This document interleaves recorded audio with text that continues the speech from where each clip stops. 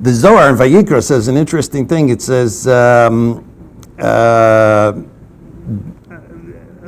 Barnosh, Moshich Achra, Chedva Achrina Yilah.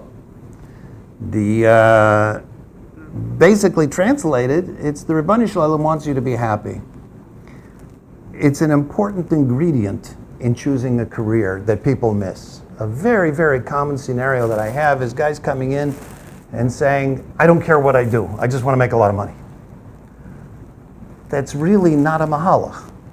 If you love what you do, the money, obviously you have to have parnosa, you have to pay rent, you have to eat, you have to, there are expenses, it can't be nothing. But if you love what you do, less money will make you happy. On the other hand, no matter how much money you make, if you don't like what you're doing, you will be miserable, your wife will be even more miserable, and the odds are that your boss will be unhappy with you too. So it's really, I don't know what you call it, you have a segula. What's the opposite of a segula?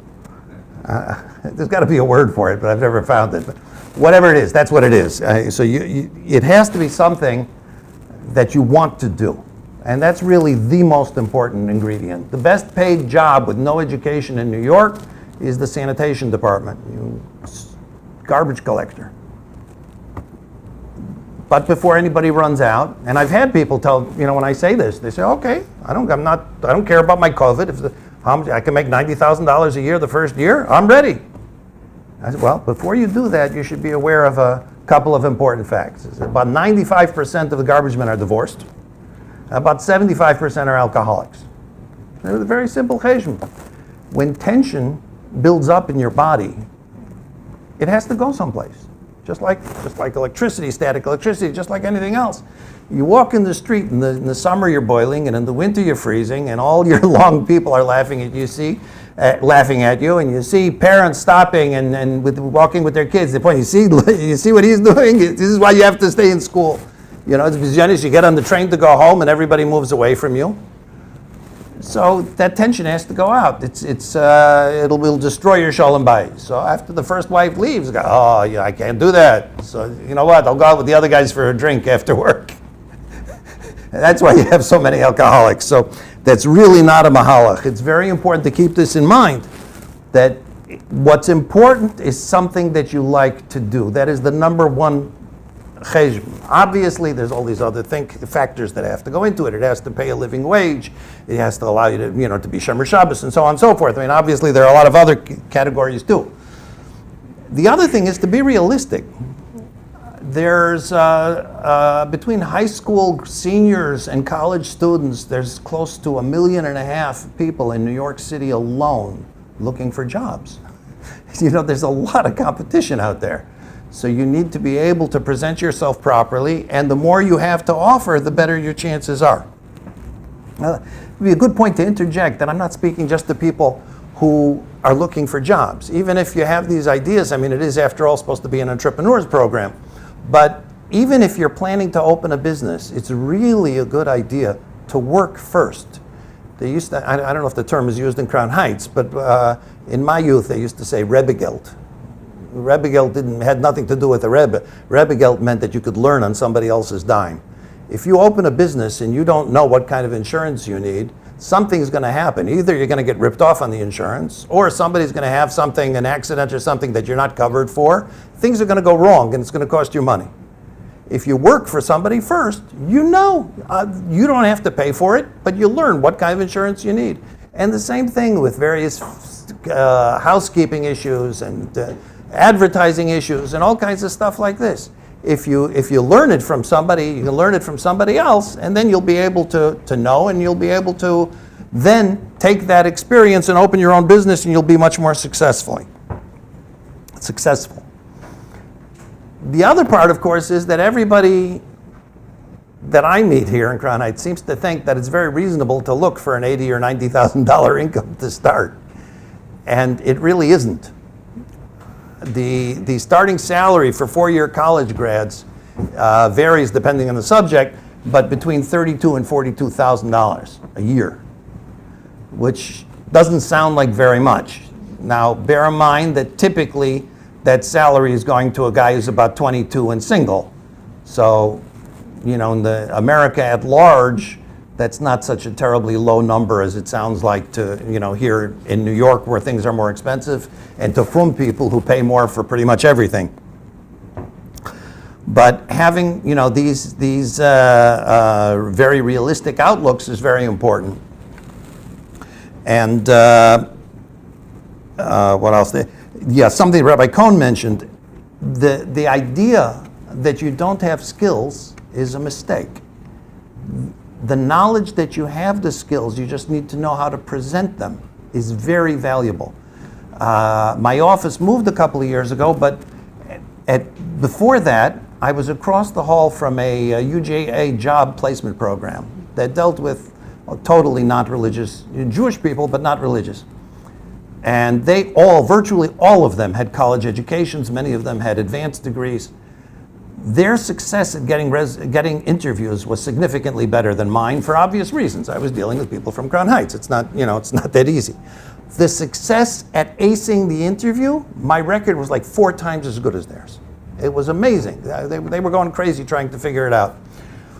And the answer is a very simple one. Anybody who did Mivtzoim successfully, which I presume is everybody, because if you do it unsuccessfully, then you keep doing it until you learn how to do it. You don't jump on somebody, you don't sit like a kid in the principal's office. You use those skills, the people skills, to be able to it's like you would do on a first date. And you interact with the person. You don't sit like a child being, who's in trouble, sitting, worried about detention or something. You can interact with the person. You can present yourself in a proper way. You can show that you're a mensch. And this is a very, very critical area, especially with frum people. There's I don't want to say a bias, but there's a image in people's minds about religious people. And the number one reason for an interview in the first place is to see if you can fit into the company. They're not worried if you know everything that you said you know on the resume. Don't take that as a heter to write whatever you want. But that's not they're not worried about the truth if you know or do not know what you said you do. Because if you don't know it, they'll find out real quick and they'll throw you out. That part is not an issue. What the issue is, can you fit in with the people? Will you be successful in working and moving the company forward?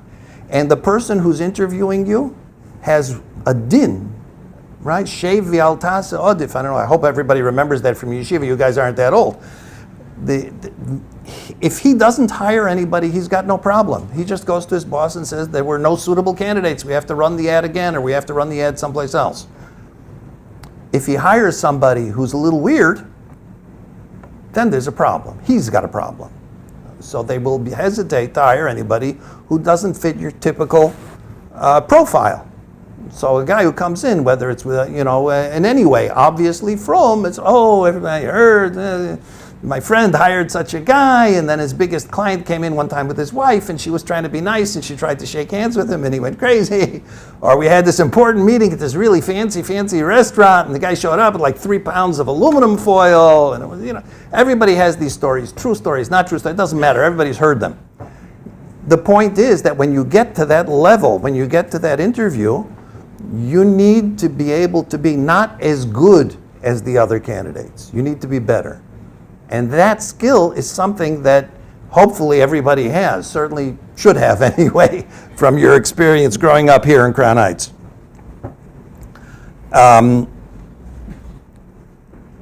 The concept of getting into a job without anything is, kind of, go back to Pirkei Avos again, but derech haruka shehi ktsara, derech ktsara shehi haruka. A career should be your goal rather than a job. When you have a job, the odds are that after a few years that job will go away. Whether the company got sold or closed down or bought out or somebody died or the boss needs to hire his nephew so he fires you or whatever the reason is. In general, businesses don't last that long. If you have a career where you now have whatever skills you used to get that first job, plus now a couple of years of experience, if you can use that to get another job, then you're on the way to a career. Too many jobs don't have that, especially the type of jobs that you get without having a valuable skill set. For instance, if you're working in a store, any store, retail kind of, not a major store as a buyer or something, but any store on Kingston Avenue, for example, that's not a transferable skill. When that guy goes out of business, you have to start over again at the bottom. Logic would say that a few years later, your expenses are higher than they were going in, whether you got married or had another child or whatever the case is. And you're not going to be making more money. So that hole that you're digging gets deeper and deeper. And the worst tragedies that I've seen in Crown Heights, and there have certainly been a fair number of them it's more than a decade now that I'm doing this. The worst tragedies are these people who don't realize it until it's too late. And I have guys come in their 40s with 9 kids and, help. No skills, no nothing. Well, okay, let's find you something. But I can't go to school. I have to work 18 hours a day just to feed the family. And that's, it's a tragedy, and I don't have a way out of that. It's a very big problem. Having said that, there are skill sets that do not require college. All right, college, as I said, is dangerous for some people, and it's something that should be undertaken after careful thought. I'm obviously not against it, but not for everybody and under the right circumstances. It's a level of maturity and so on and so forth. There are a lot of other things that you can do. Now, I went online before I came here, and I got the best jobs for high school dropouts. And I printed out a bunch of them. So let's see, there's 8 jobs. Automotive service, a mechanic. Mechanic is not really, aside from the schmutz, you have to go to school to learn to be a mechanic. It's a lot more complicated than it sounds. A welder, which is, from what I understand, I once sent one guy there. He had to drop out. It's apparently very dangerous for your eyes. A carpenter, again, the same problem. Heavy equipment operator, that's, an all-weather and all, working equipment. I don't know, it doesn't sound to me like something that from a person would want. Diesel mechanic, all right, that's realistic.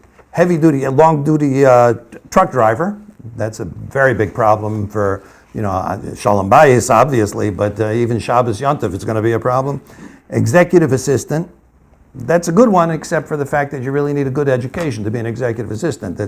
That implies that the executive can trust you to sit down and compose and write letters and take care of stuff like that, which most people can't without training. And from there we go to the 7 highest paying jobs. Guess what? Not really good for from people either. Pilot, architectural and manager, lawyer, that's at least kind of doable. Physician, surgeon, pharmacist, or a chief executive, which, unfortunately, I have yet to find a job that is ready to hire a young guy with no experience as a chief executive. The only one on here that's even remotely realistic is the computer hardware engineer. So that's something. They claim that he can make close to almost $2,000 a week doing that. It was actually kind of interesting doing this. The hottest careers for college graduates. Experts predict where the jobs will be in 2018. Oddly enough, one of the categories is clergy. So, I don't know. I have a suspicion that they were not thinking about rabbis when they got this information, but I don't know. But college professors, doctors, surgeons, et cetera, et cetera. Physical therapists made the list. That's doable. That's something that you can get with smicha and 2 years of college, maybe even less if you play your cards right. That might be doable. There are multiple other kinds of physical therapists besides the standard, like massage therapy and so on and so forth. It's usually women, and it's a problem. The education part is a problem. Even though there are private schools that do it, not colleges, but it's mostly women, female classes, and that's kind of a problem. But it's a gold mine waiting from guys to get in, because there's a need for men in that field. And mental health workers and so on and so forth, again, the same kind of issues. So all of these I'm going to leave here for anybody who does want it. This one I printed out a whole bunch. This is just the schools that I've sent people to over the last couple of years that are not colleges. So 1, 2, 3, 4, 5, 7, 6 boot camps, IT boot camps. Now, when it comes to these types of schools, reputation is important. I know we've spoken about these kind of things. I understand that it's comfortable to have a place that starts at 10:30 in the morning, so you don't have to get up at some ridiculous hour in order to daven and learn and et cetera, mikveh before going. On the other hand, there is a very real value to having a name on your diploma.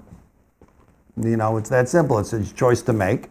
I understand if people don't do it, but to me it seems, you know, to fall in that same category of derech aruka shiktsara, getting up at 6 in the morning or even 5 in the morning. It's for a couple of months. You'll survive. Do it at a good school. Do it at a good place. You'll get a better education. And it's over lasocher. You know, it's hard enough to go to an interview with a beard and a yarmulke. You know, you don't have to make it worse for yourself by going to some school when they look at it and they say, "What is this, in a church basement kind of thing?" You know, you don't need the funny looks. Anyway, so there's all the boot camps. There's a whole bunch of various medical-related things which pay well. They're honorable. You don't usually have issues with Shabbos and so on and so forth. Some are more intense, some are less. The acupuncture, things like that. Then there's all types of technologies, pulmonary technology and dialysis technology. Some of these courses are as short as a few weeks. Obviously, again, lefum tzara agra, the longer the course in general, the more money you're going to make. So, you know, that's something to keep in mind. These are all courses that you can take. These are mostly technicians, or equivalent level. In other words, lower level jobs. They're not doctors. You can't. There's no way. No matter how many smichas you have, you cannot trade it in for a medical degree. These are not big money. 35, probably starting salary of 35 to 45. For most of these types of things, dialysis technician. Most of these categories are growing dramatically. People my age, called the baby boomers, are aging. You know, as much as I hate to admit it, but we're aging, and as we age as a group, we need more medical care. So, and over the last decade or so, hospitals have realized that it's a really good investment to open up these small local medical centers, like you have the Terem and, you know, all these kind of quick first aid types of things. They're doing this with all types of things now. So there's dialysis centers all over the city. There's suddenly a need for a lot more dialysis technicians than there have ever been in this country before. Starting with 35, and what could it go up? Can potentially go up any place. I mean, generally the range is 35 to 45 to start. You have to figure a small, you know, whatever, 3%, 4% a year, you know, more or less standard raises. So wouldn't there be a problem for a person to training for the actual No. job? Yes. I shouldn't say no, flat out no. Training is generally not a problem because it's usually not done on Shabbos. It's usually a normal school. There are two different types of schools, school models, but most of them do what places like Cope do, and they have a course in the morning and they have a course in the evening for people who work. Generally, there are not courses on Shabbos. Not every school, of course, but in general. Jobs can be a problem depending on where you're working. In a hospital, traditionally, frum people stayed away from hospitals for that reason. Because, you know, when you're the beginner, when you're the new guy, whatever, it doesn't matter what you're doing. Doctors, nurses, it applies to all the way up and down the line. If you're the new guy, they give you the shift that nobody wants. So it's, you know, the all-night shift like Friday night. So that's obviously been a problem. And one of the reasons you don't see that many frum nurses around now. Young nurses you're starting to see because this has changed. Nowadays it's illegal to discriminate on people for their religion. If you can make up the time, they have to allow it. Through my own program, I have at least a dozen nurses this year alone. Yeah. I mean, it's becoming very, very popular, and it's not so hard to get the jobs anymore, including at hospitals. I have people now,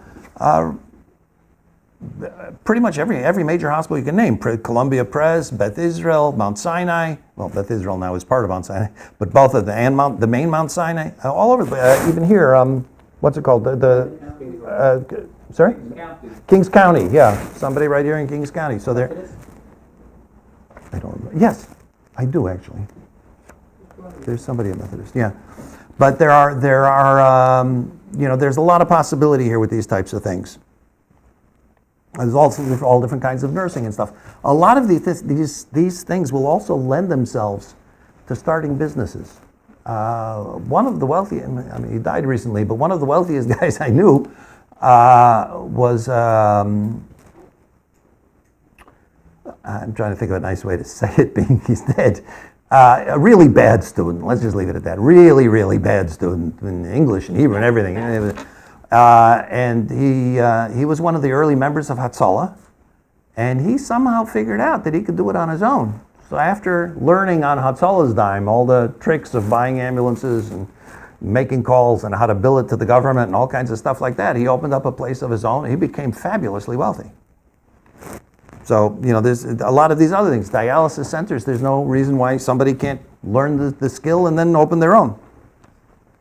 If you like working with your hands, there's all kinds of other ACES also. There's Apex Technical, Refrigeration Institute, Plumbing School, Electronics, so on and so forth. And then there's all kinds of other things. There's the COPE, as I mentioned initially, that's always a popular one. Grant writing, cooking, interior design. That's not decorating, but that's actually designing, with kitchens and things like this, where stuff goes, moving the walls and things like that. And I even recently sent somebody to the School of Visual Arts, which is a private school that teaches cartooning and video making and animation and stuff like this. So all of these things can be parnasa. All right. Anyway, also pile that here. And one last batch of stuff that I'd like to put down is a resource that somehow nobody seems to know about for the people that I meet. The New York City Public Library Business Library. It's on 34th Street and Madison Avenue. They have so much help for resumes, for job ideas, for training. If you want to start a business, they have tons of things, how to get financing, how to help, seminars, retired business owners who for no money will sit with you and talk to you, the small business stuff, and just a ton of things here. So I'm going to leave. I only printed out a few of these. If you guys end up fighting over them, you can ask them. I hope you have a copy or here someplace, right? Okay. So you can share that stuff. I really want to encourage everybody to really getting the education is key.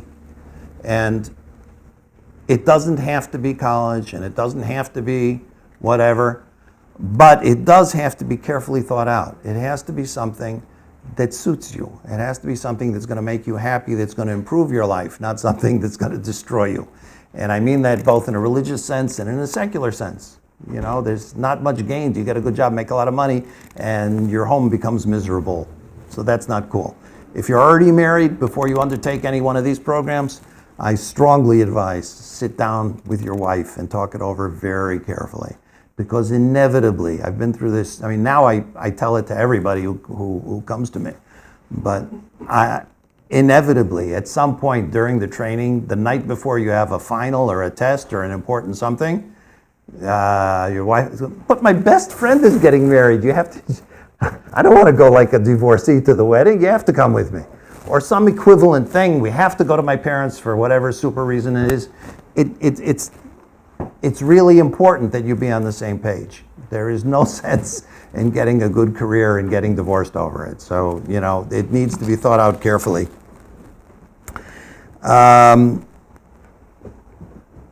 The last thing I want to say is that there is another factor, and I'm kind of embarrassed to even be saying it, but working legitimately is really important. A lot of people don't seem to chop the difference between, I'm getting paid off the books, I don't have to pay taxes. I hate paying taxes just like everybody else. But when you're paid, aside from pension funds and benefits and all the things that come from working in a good job, you have disability insurance. I davened with a guy who had a stroke when he was 26. And, I see him all the time walking with his cane. Thank God he's back at work and functioning all right. But had he not had a legitimate on-the-books job, he would be among those people standing in front of 770 begging for money. The same thing, unemployment. If you're working off the books, you don't have unemployment. One day you come in, he says, no, forget it, I don't need you anymore. And you're done. And there's nothing. There are benefits to be, aside from, just the fact that Dina de Malchusa and you can get caught and going to jail, but it's really worthwhile working on the books. When I did start my first business, I was interviewing accountants, and I was really having a hard time because I don't know much about accounting myself. So how do you decide between one and the other? And then one of them said something to me. He says, I want you to understand, whether you hire me or not, I want you to understand how important accounting is. He says, the government chased Al Capone for like 20 years and couldn't find anything. He was such a good gunner. He says, they finally got him, not for smuggling and not for killing, and not for, they got him for income tax evasion. And that's what he went to jail for. So, please do things legally. It pays. I'm going to do question and answer period or no? Talk about what you do, though. What I do? Okay. Yeah, that's a good point. I'm going to leave my cards here too, if anybody wants. My program has been, it's now starting its 11th year, just this month. The program is about helping people find their parnasa. Pretty much everything from job counseling, helping you figure out what it is you want to do, and to helping you figure out how you want to do it, to helping you figure out how you're going to pay for it.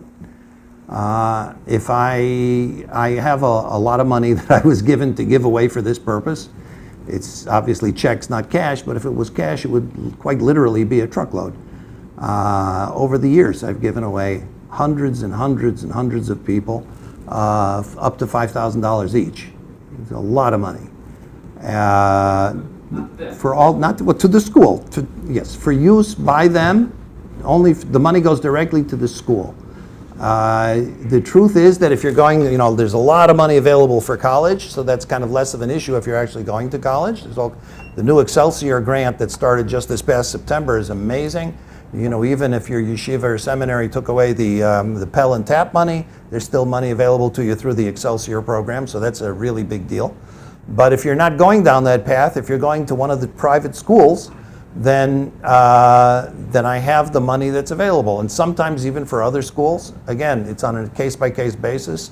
In order to access that, or me, take a card, give me a call, we'll make an appointment, and we can talk about it. I tend to be easy to get along with. The bar to the bars that you have to jump over to get the money are not really very high, so don't worry about it. And I've had a lot of, what can I say, I've had a lot of nachas working on this project. Baruch Hashem, a lot of success. Been the most rewarding thing I've ever done in my life. And I'm very happy to have done it. Anything else? We're good? Yeah. Thank you for your attention. Question? Choosing your career, what do you recommend? How to choose it? But just answer for 2 minutes, because I have a bunch of people waiting. Okay. I promised them that they would go. The career, as I said, needs to be something that you like doing. So what you need to do is analyze what you like to do and try and figure out how that's useful. The same way that you would analyze your skills in doing a resume. You can't put down on a resume, I organized the Seder in Kathmandu, and expect anybody to understand what went into that. You need to put down, I organized a huge event for kach v'kach number of people in Yehupitz, and which involved flying in food and entertainment and whatever, and arranging, you know what I mean? You break it down so that people can understand it. It's the same kind of thing. You need to understand what the possible jobs are, what it is you like to do, and how that will translate one into the other.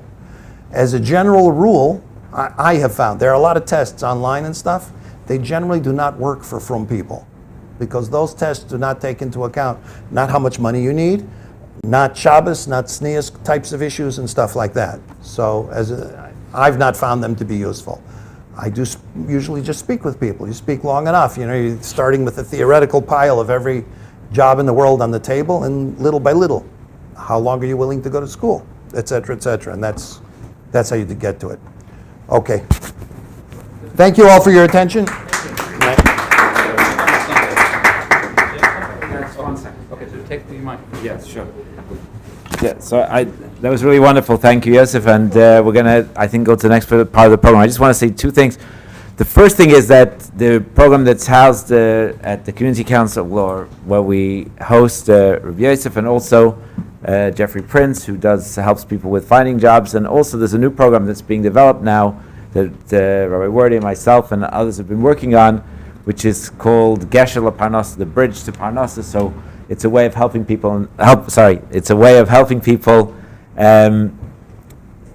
acquire some of the other skills that are necessary. So what Jesse was talking about is how to get into a course that will give you a job-related skill. But then there are other skills related to transitioning from the yeshiva world to the working world, and that is being launched very soon, and you'll be looking forward to hearing about that. The other thing I just want to say for 1 second, because it was just mentioned about the attitude in college and so on. I and my wife were involved for many, many years on the campus of NYU, and I guarantee you that they're littered with four-year college students who at the end of their 4 years in college had no idea what they wanted to do or where they wanted to go. And a lot of people who are going to a college are going without a clear idea. So the most important thing, I think, at the beginning of this process, and I think that came out also from what Yosef said, is you find the goal first. Where are we going? Then you figure out how it fits into who you are, what you want to be, and so on, and of course the values that we hold as a community. And then you figure out the path and the steps that take you there. So, and if it's done that way, I'm sure the right result comes at the end. Thank you very much, Yossi. Thank you very much, Rabbi Cohen. So now what we're going to do is we have 5 guests. There's a 6th that was supposed to come. I'm going to pitch in for him because he couldn't make it. But we're going to call up one by one a few younger light or Bachurim from the community that are in different jobs where they spent a few months learning. They put their hishtadlus in, and they'll tell you about their journey and what they're in and the potential that's in it. So I'm going to call up first Eli Wasserman. Eli Wasserman recently came here he was living in Toronto and now he's living here in Crown Heights. He's an IT professional. Okay, that's not a coder. He'll explain to you. That's working with the hardware, and it took 6 months. He'll explain how long it took. He got the certification. He's a Cisco certified, and now he's Baruch Hashem. He has an excellent job. He's working in a large company, and he'll share with you a little bit of his journey. We'll have a few guests, 5 minutes each. Put this on. Anyways, so he said my whole speech there. My name is Eli Wasserman, originally from Toronto, and I just want to make a couple points very shortly, and if you guys have any questions. So first of all, the number one question that people ask is IT the same as software coding? Because it became very popular to go to Manhattan to some of those schools you mentioned where you can go to a quick course and learn how to write apps or do software coding. And IT is a completely different field. There is a little overlap in them, but in a nutshell, what IT is running the network of an organization. That could be a very small network or large. You can take a company like Walmart that has thousands of locations across America. They have servers that they're keeping their inventory on. They've got employees with cards when they walk into doors. They have printers, label printers, accountants keeping track of all transactions that go. They've got a crazy amount of information that's being kept on this network. And there's a team of professionals that, number one, build the network, maintain the network, keep it secure, troubleshoot computers. So there's many, many different types of jobs in that industry. Personally, what I'm doing right now is I'm working at an IT firm in Manhattan, which we cover all those services. So if our clients come to us for IT services, and we'll say, sure, we'll build your network, we'll keep it secure, we'll take care of small issues that come up with your computers, and so on and so forth. So getting into IT, you can go in from many, many different doors.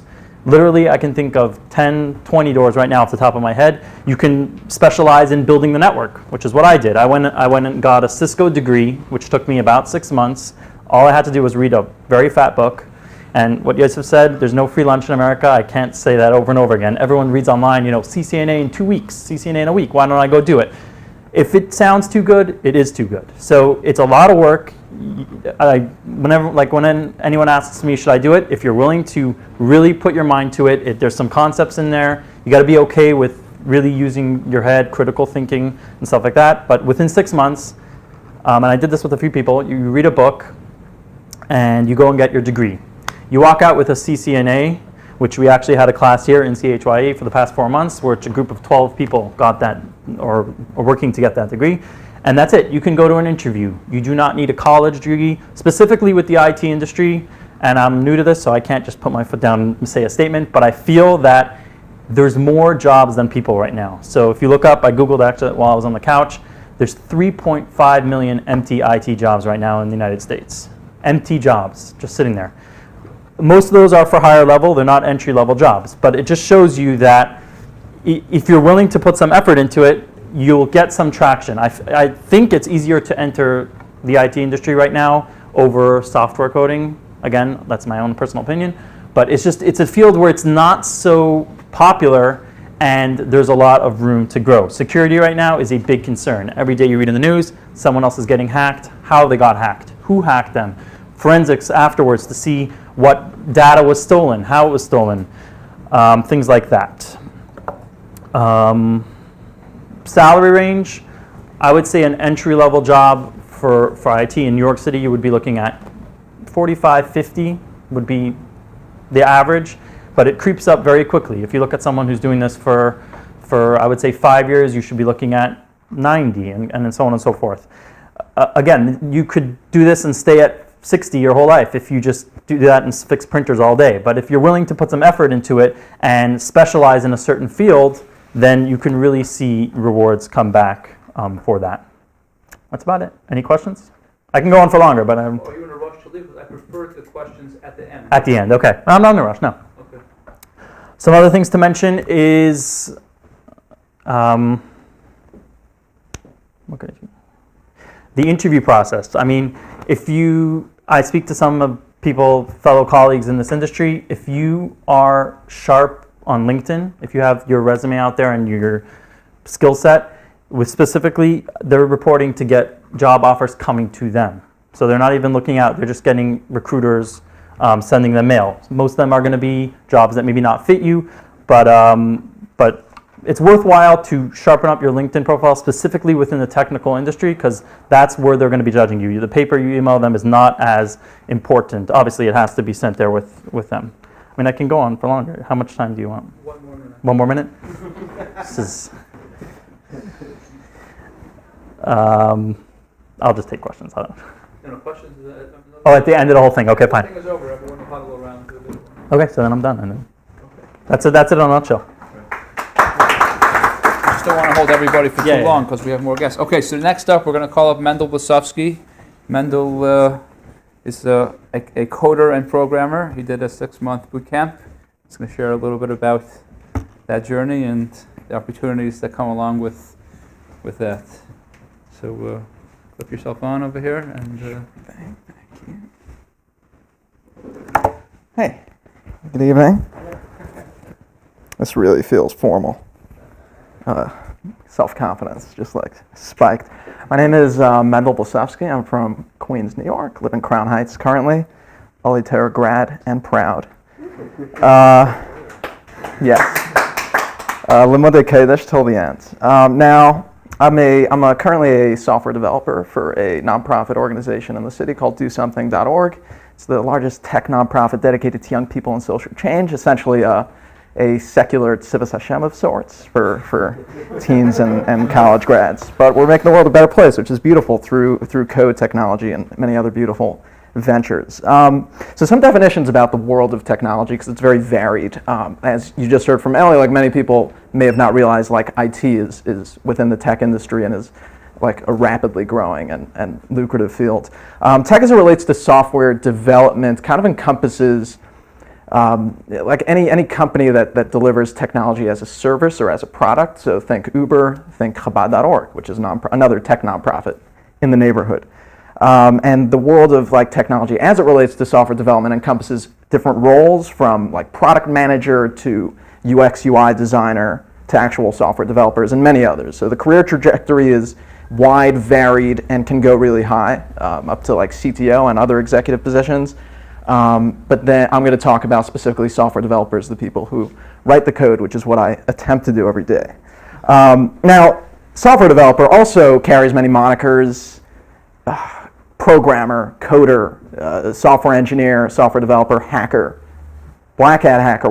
In fact, if you become a coder and you decide black hat hacker is a cool name for you since you're a Chabad hacker, don't do it because that refers to like the malicious hackers and thieves. But those all cover the field of software development, software engineering, building software. And what that means, like I guess in sort of pragmatic terms, is software would refer to any program run on a computer. And what software developers do is write the sort of files in code, which is essentially just a language that the computer can interpret from a low level like assembly or machine code up to like more abstract, almost English-like syntax that I write with every day, where we just teach the computer how to operate as a program on some logical level, such as going on COL Live and clicking on an article and having that load on your page, to some sort of DDoS attack, which is like a network attack that you can use to take down your least favorite Chabad gossip sites. So there's a lot of options when it comes to software and a lot of lucrative opportunities in that field. It's an exploding sector. I don't know like how it relates to IT. It could be IT crept ahead of software, but it's kind of one big umbrella, I would say. And there's just so many job opportunities. The salaries have like a really, really high ceiling and start really, really comfortably. And it's an accessible field for any Chabad individual. So I'll just quickly go over my story. I don't want to creep over time, so if I do, just let me know and I'll shut up. I started coding about 3 years ago. A friend of mine worked for Chabad.org. I was in yeshiva with him, and he just like suggested it as a field. I was looking for something to get into, and I saw that it was a very lucrative opportunity, and you were able to break into it without a college degree, which I obviously didn't have. I barely got my smicha. I don't know if I even have it formally, but that's a separate issue.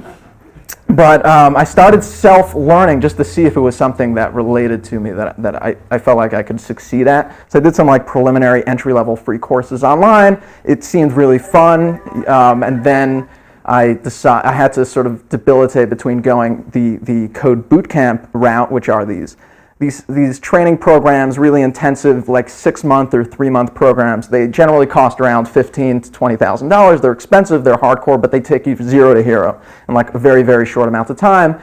On the other hand, the option to self-learn is very accessible as well. There's a plethora of free open source educational materials online, and anyone can, with a brain and like who knows how to read English, maybe even Hebrew, I'm sure there's translations, can learn how to code and literally get a job just from self-learning. On the other hand, it's very much harder, less focused. You don't have the environment and guidance that a program offers you. I ended up luckily getting a scholarship to a place called the Flatiron School, which is a coding bootcamp in New York City. Highly recommended, very good reputation, so you have that on your resume and they help you get a job. And then I went on to work for a couple of Bachram on a startup idea, so the entrepreneurship route is like an option if that excites you. I was just doing development there. Then I did some freelance coding, so again, another lucrative opportunity within the world of development where you can work from home, work remotely, work on projects that suit your fancy. With a lot of little kids at home, it's probably like a nice option to do remote work, which is very, very widely available within the world of software development.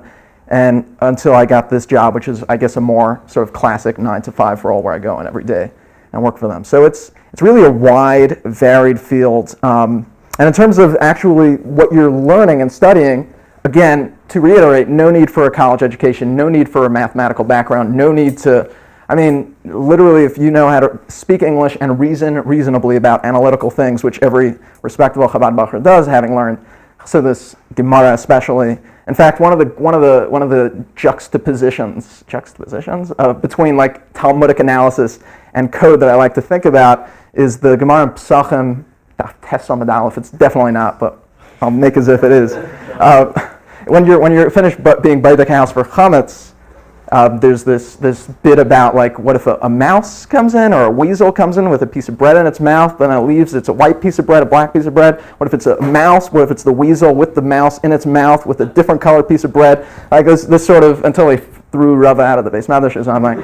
But that's a perfect example of like logical reasoning and analyzing a situation that you might have to do every day as a developer. If you're creating a web form where you'll have users input their information to buy your product, you might have to account for cases where they put in characters that aren't your classic UTF-8 character set, like weird characters or Mandarin characters that'll break your application. So you have to think outside the box, think creatively, reason analytically, things that every Bacher can do, every Chabad person. And I said Bacher, but if you have, if you know any females, like a wife, daughter, mother, sister, the programming world is really pushing to increase diversity and inclusion, and you may want to like let someone know in your life who is female that like the opportunities are really lucrative. There's a lot of grants and programs for them as well, but obviously equally for Bacher.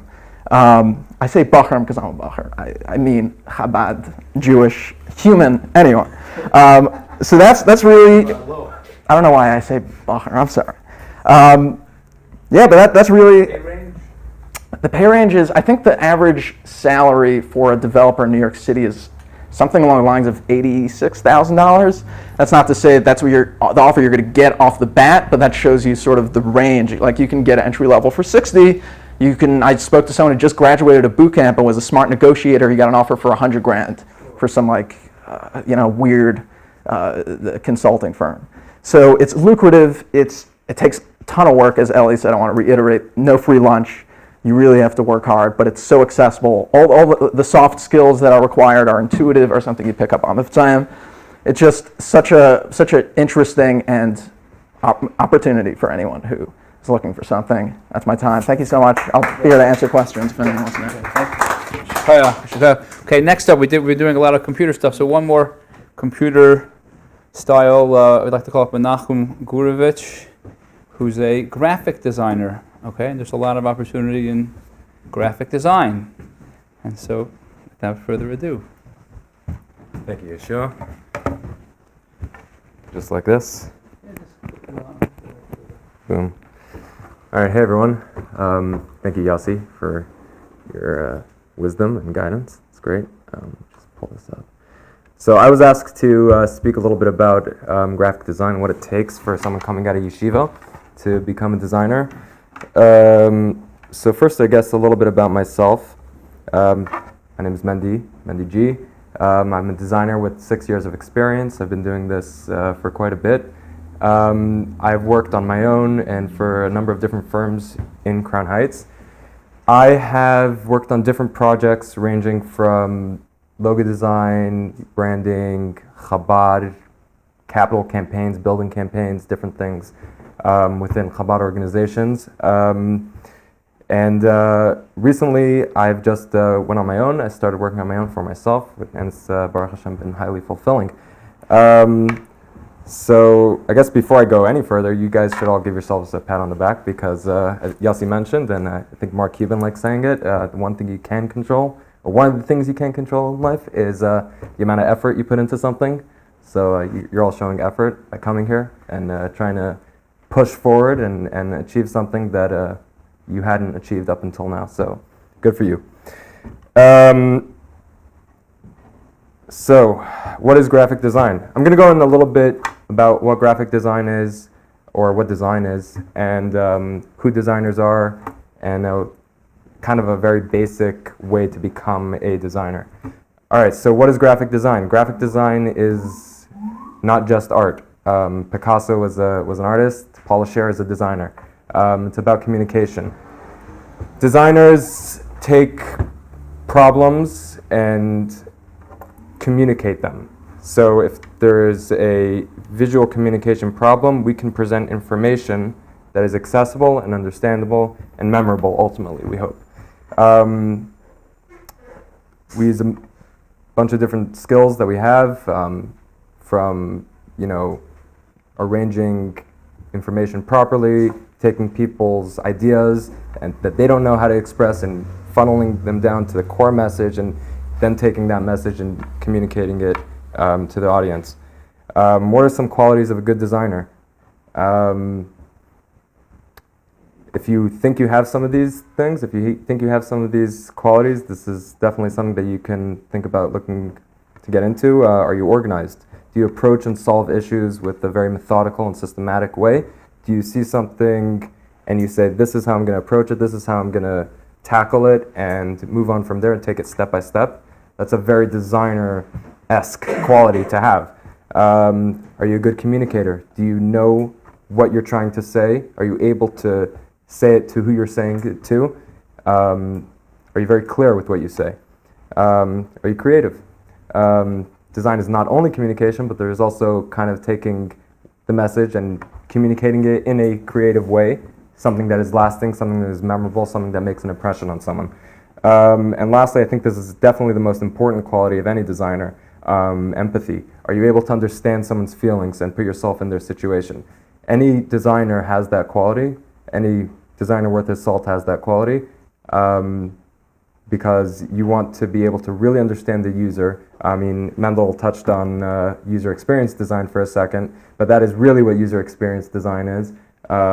Really understanding the goals of the client, the goals of the business, and finding a way to create a pleasurable, good experience with the product that's being sold. But more on that. If you want to talk to me later, we can talk about that. Those are some skills of a designer, some qualities of a designer. What are some core skills of a designer? You're going to want to learn about color theory. You're going to want to learn about typography. I'd say what differentiates entry-level designers from designers who have a substantial amount of experience is a deep understanding of typography. Most designers who start out, you can tell right away by looking at it, not because they used bad color, not because they used a bad image, but because they don't know how to use type. They don't know anything about hierarchy, and they don't know how to use that properly. So that's definitely something that you want to look into and study. Layout, white space, key things I'd say for any designer to get started. If you are looking to get into design, the three Dvarim Shalem Ha'olam Omed is InDesign, Illustrator, and Photoshop. These are the core simple softwares that every designer or any designer must have under his belt to get started in any sort of design. And they're very, very learnable. It's not as sticky as software engineering. It's definitely something that's totally learnable. You don't even need a full head on your shoulders. You can have half a head. You can do it. And then it always helps to understand a little bit of printing and you know the process that goes into printing and production. Where to learn. So Yossi mentioned he sent someone to SVA, to the School of Visual Arts. There's a ton of places, especially in New York. There's 10,000 of us out here in New York, designers who are trying to get to the same place, you know, trying to become a successful designer. There's SVA is a great place. I mean, if you want to go full on college, and good places are like Pratt, FIT. These are places that will really look good on your resume, and they'll really get you knowledge and a solid background in what you're trying to achieve.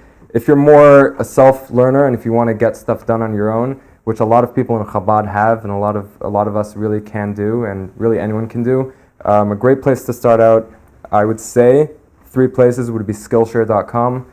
Fantastic place to learn specific skills if you want it. It's very project-based. You can learn by doing, and you can really get good, and you'll see if you're getting better at Skillshare.com. Another place is lynda.com, Lynda. Yossi mentioned Brooklyn Public Library. In fact, the Brooklyn Public Library, I actually see the pamphlet over here. Lynda is a paid subscription, but if you have a library card, you can have a free subscription, so that works out wonderfully for anyone who wants to do that. Fun fact. And then, of course, is the World Wide Web, and specifically YouTube. When I started out, I was very, very much into this one guy on YouTube. His name is Sean Barry. If you want to look into becoming a designer, he's a great place to start. He's a guy who will teach you the very, very fundamentals and the basics of good design and hierarchy and type and the proper use of the skills that you have in being able to communicate properly. That's if you want to learn it on your own. My personal experience has been learning within a firm, and I think that's a wonderful place to start, get your feet wet, see if this is something for you, and you can definitely learn so much more by being around fellow creatives. I started out working in a place called Lemon Place, which has since been sold off, and then I recently finished my time at Spotlight Design. These are places in Crown Heights that you can go and learn and work. Well, you started off with the skills and they hired you. And then Sure. You start off with the skills, you try to develop your portfolio, and then see if you can get hired by one of these places. If you're looking for a specifically Jewish firm, there's a number of Jewish agencies within the New York area. Spotlight Design, Hanabi Creative, PTEX Group is not in Crown Heights, but they're around GCNY. Miller Creative is in New Jersey. And ultimately, you can learn on your own. You can be your own boss, you can be your own freelancer, and you can make it work that way. 3 steps to landing your first job as a designer. I would say, number 1, just create great stuff. Be a great designer. Start making nice design. Build a killer portfolio. Make sure that your portfolio looks good. It portrays the best work that you have. Don't put everything on your portfolio. Put your best work on your portfolio. And it always helps to show the process. Don't just show what you did, the end game, show the process that you took to get to that end game. Employers always love to see how you got there. And then get your name out and just apply. Apply to different places, see if you want to, if there's a place that interests you, if there's a place that you think would be a good fit for you. Don't be afraid, just go and apply. Worst comes to worst, they'll just never answer you, or they'll answer you 2 years later, as many places do. I'm just going to end off with a quick reading list and some, I guess, tips. Pay range, I think median salary in New York for a designer, it's hard to say also with if you're going for a specific, if you're going specifically for a from agency, or if you're going to go, like I said, there's 10,000 designers here in New York who are all competing for the same spot, and you're very replaceable, so it's kind of bleak in that sense, not to get everyone's hopes down, but median salary in New York is around 50, but it can go up if you do it right, if you know how to make money on your own, if you know how to market yourself properly. I've recently gone on my own, and Baruch Hashem has been working quite well for me. If you're able to be a good salesman, which ultimately it's all about storytelling, then you can make a lot more than 50.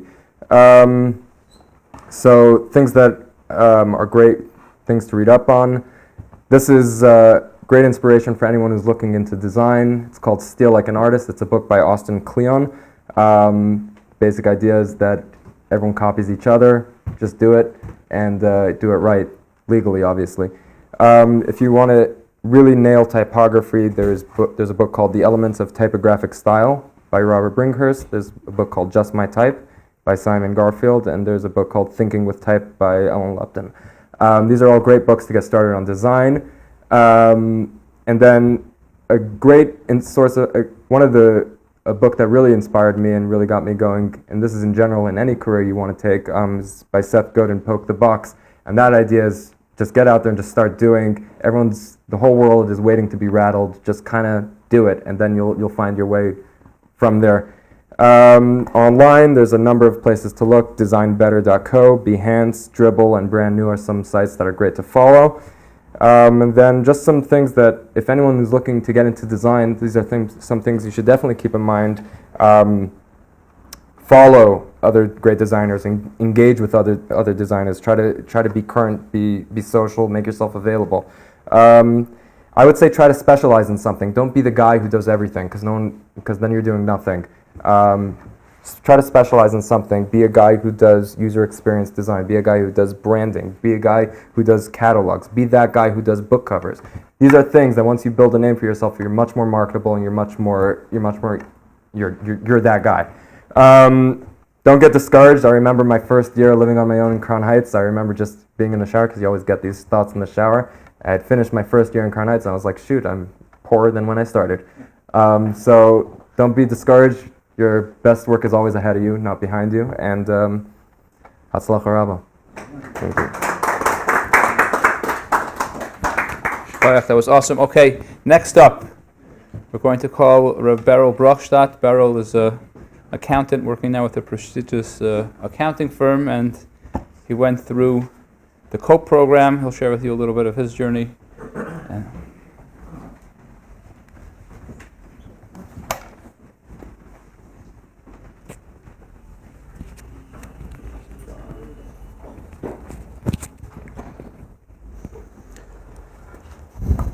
Thank you very much, Shua, and thank you very much, Yossi. I personally benefited, and it was a big help to get me started. Just a little bit about me. My name is Beryl Brockstadt, some of you know me. Grew up in Crown Heights and went through Al Torah, went through yeshiva in France, in Rouen, and I got married about 8 years ago. You know, like any Lubavitcher Gaman, or like many Lubavitcher Gaman, I aspired to go on Shlichus, and I still aspire to go on Shlichus. But in the meantime, I was finishing 2 years of Koilo, and I remember, doing some tutoring jobs, supporting my family in the best way I could. My wife was working, but we were expecting our second, and she wasn't going to work the next year, so I had to figure out what I'm going to do. So I remember seeing a sign, COPE, and I heard of it. I had a friend that went there. I called him up, And he said, yeah, there's a 3-month program. And, it's like bookkeeping, accounting, business concepts, computers. But I don't want to be an accountant. I'm not interested in being an accountant. Actually, somebody offered me a bookkeeping job then for a very nice amount. I'm like, that's not for me. But he said, you can't lose anything, even if you want to start your own business or you don't want to work in the accounting field. This 3-month program you'll definitely gain a lot of skills in the business world. So I applied, and with the help of Yossi, I actually went through the program, and I was very matzliach. I liked it a lot. And after the 3-month program, they give you an option for another 2 years to finish a full, what in regular college would take them 4 years to do. For another 2 years, you can graduate with a bachelor's degree. So I went for it entirely. After 2 years, a little bit over 2 years, graduated. And after you graduate with a bachelor's degree, you're qualified to sit for the CPA exam. CPA exam in itself is a parsha. It takes about a year to 18 to a year and a half, 2 years. You have to finish it within a window of 18 months, 4 exams.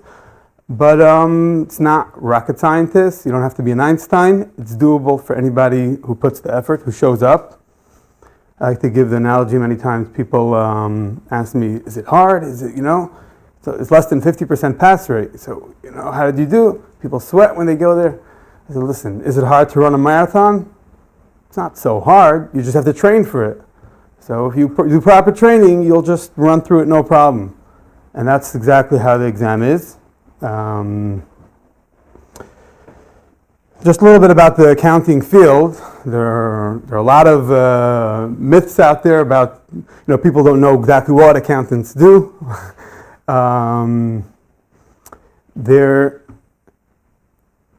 One big myth is that accountants are very good at math.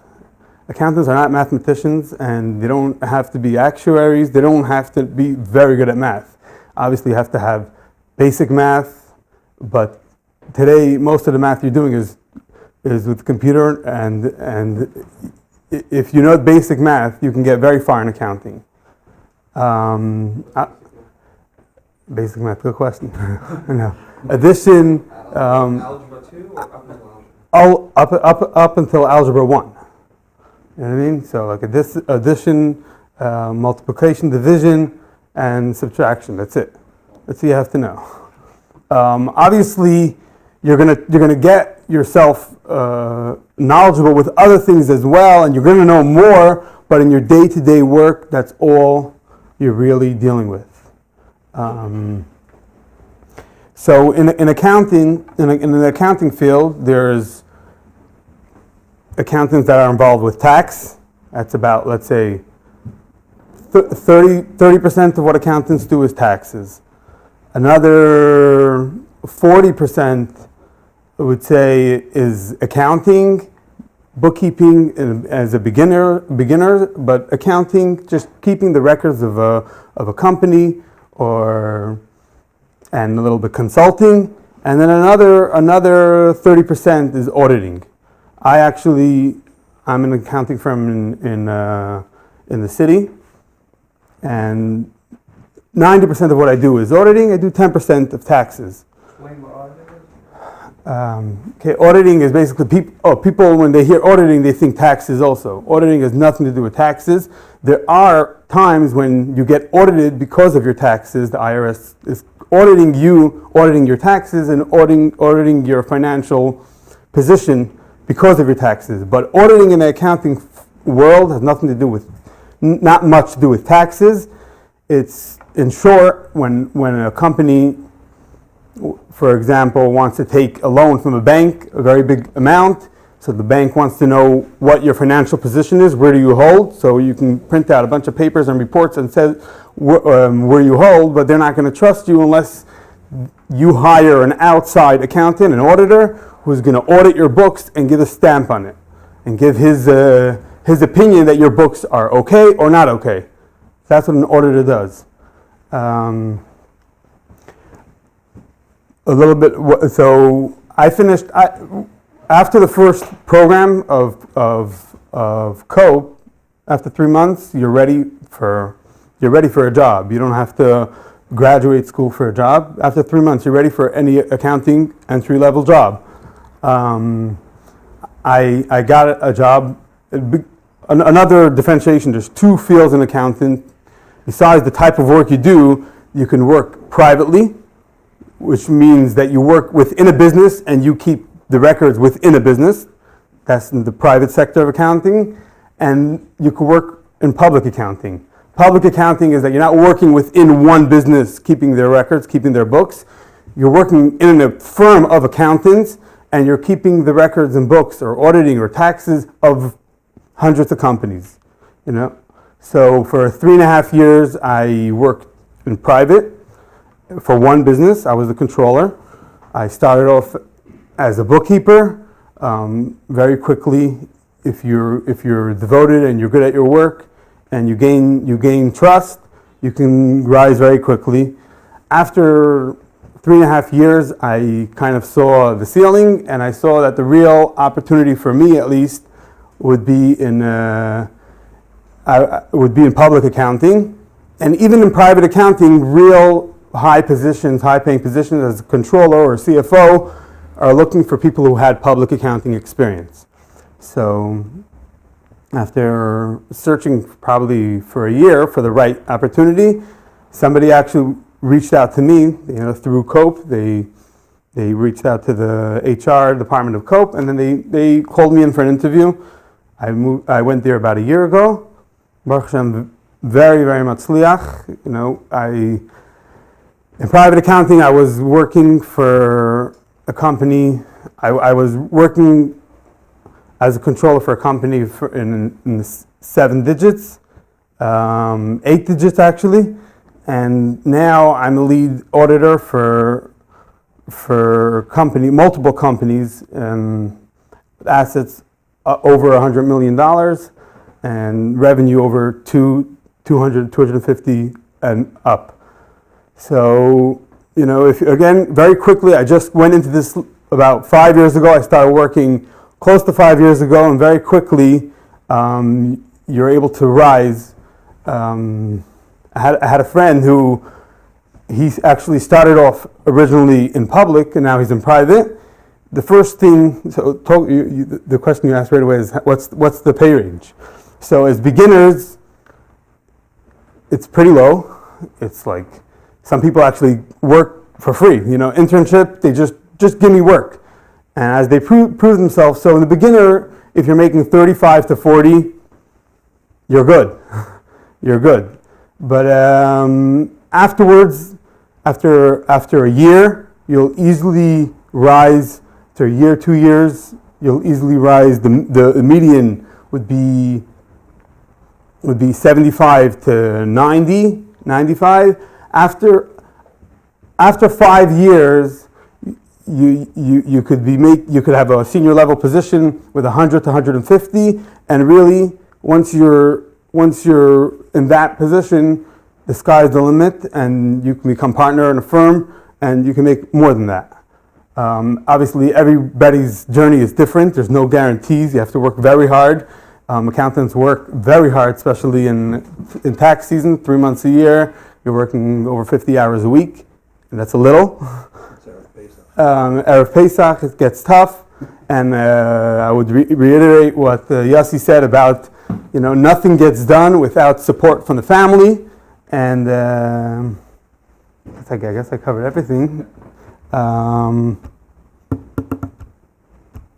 That's basically it. Just 4 main pointers that if you have these skills, or if you're devoted to developing these skills, you'll be very successful. You have to be very devoted to your work to get it. You have to aspire to get a good job done, and you have to take responsibility for your work, and have a very positive.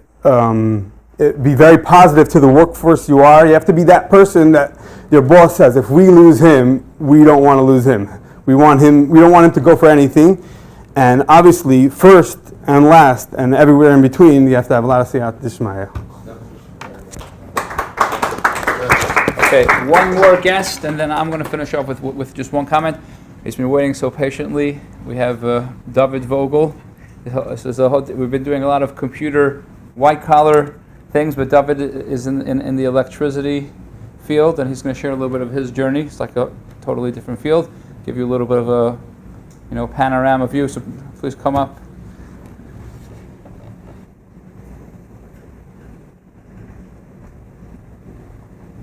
Shkoyach. You up over here. Feel official. Yeah. Right, so I wasn't really planning on talking tonight until like about 8 o'clock tonight. When I showed up, I decided, okay, fine, I'm just going to show up over here. So Give a little voice. Don't be so humble. Speak loud. yeah, so basically, my name is David Vogel. I'm 20. I'm elitarianic a little bit, mostly an Armanachimnik, which is, I would say, 10 times worse than elitarianic in education. You think elitar is bad in education, Armanachim is a lot worse in secular education, obviously. But yeah, how did I get the job? Let's see, I got, my father actually called up an electrician and asked him if he wants to have someone work for him, and yeah, I got the job, pretty much learn on the job, buy your own tools. I don't know what else to say. So basically the goal is for electrician is, I always like, I don't like working too hard with my head to think about how this is going to work and that. I just like action, because I like, for example, I would always love to run up a ladder and jump off, so that's the idea. You just work a lot of physical work, so this mostly drains me out. You have a lot of chayas and everything, so it just drains me out physically. And Bottom line is you can start off at explaining the journey, so to say. so you start off making, I would say, 20 grand a year to start off. It's not that much, but the goal is you work 10,000 hours. So for a non-Jew who doesn't have all his vacations and Pesach vacation, everything comes out to be 7 years of work.